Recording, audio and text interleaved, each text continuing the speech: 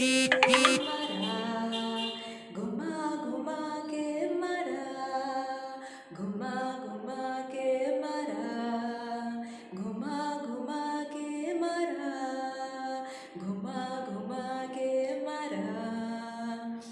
Exactly, people. So what happens is when there is a Goliath standing in front of us and when we feel too small of ourselves to fight against the Goliath, होता क्या है कि हमारे सामने जब कई ऐसे गोलियत सामने आ जाते हैं और हम अपने आप को बहुत छोटा महसूस करते हैं उस गोलियत से लड़ने के लिए, तब ये ख्याल हमारे मन में आना चाहिए.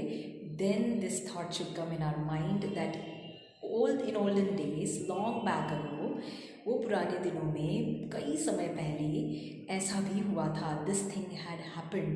Real Goliath and David was very short in height, जो रियल गोलायत था, और दाऊद जो कि बहुत ही कम था हाइट में, उसने उस गोलायत से लड़ के एक ही पत्थर से उसको 5 पत्थर नदी से उठाकर बट एक पत्थर से उसको मारा.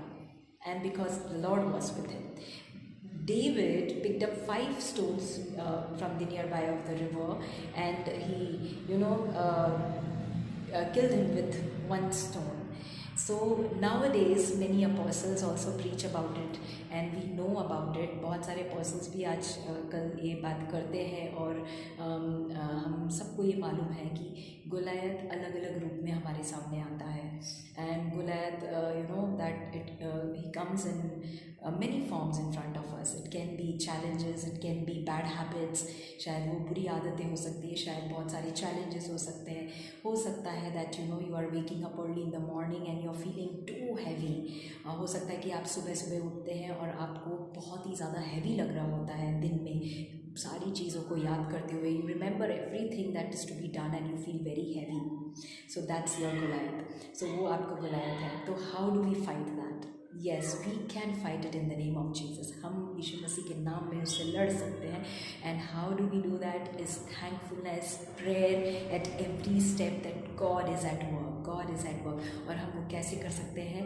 कहते हुए कि परमेश्वर काम कर रहा है, परमेश्वर रास्ता बना रहा है और ये चीज़ मुझ पे हावी नहीं होगी. And continuously saying that God is working, God is making a way out, and these things will not overtake me. God bless us.